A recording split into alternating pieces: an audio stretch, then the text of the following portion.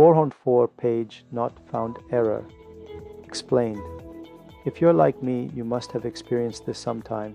You're reading an interesting article online and are so caught up that you now want more information.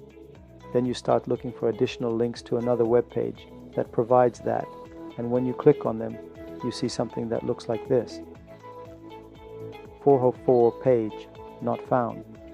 Does this look familiar to you? Chances are you know the message well, but are at a complete loss regarding its meaning.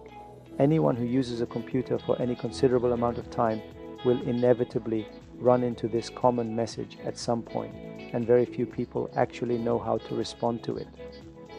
Are you annoyed over this pesky line of communication? If so, you've come to the right place, and I will explain what this means and how you can deal with this issue. Here is the 404 page not found error. Explained. Variations.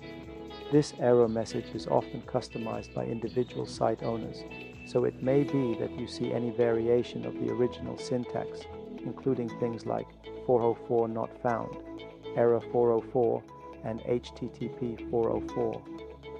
These messages mean the same thing, so don't let the variations fool you into thinking you're dealing with a new problem. What does this mean? Whatever the wording of your 404 error message, the implication always seems to be that you somehow made a mistake when typing the search terms for the page you were looking for. While it may be that you mistyped, there are also other common causes of this error message that have nothing to do with you. One of the most likely sources of the 404 error message is the website's organization. If the website developer or designer changes the site directory or path or even the file's name or location, you will get the 404 error message page if that change has not been mapped in the site's behind-the-scenes organization or structure. What can I do? There are several different reasons why you may get this message, and there are several different things you can try to remedy the problem.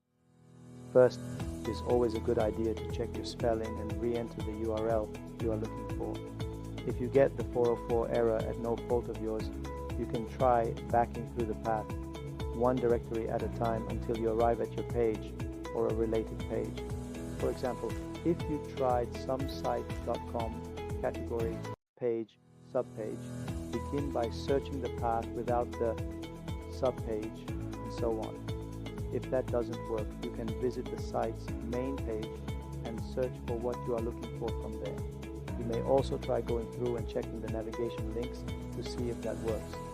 I hope this video clarified what 404 error pages are and what to do the next time you encounter one.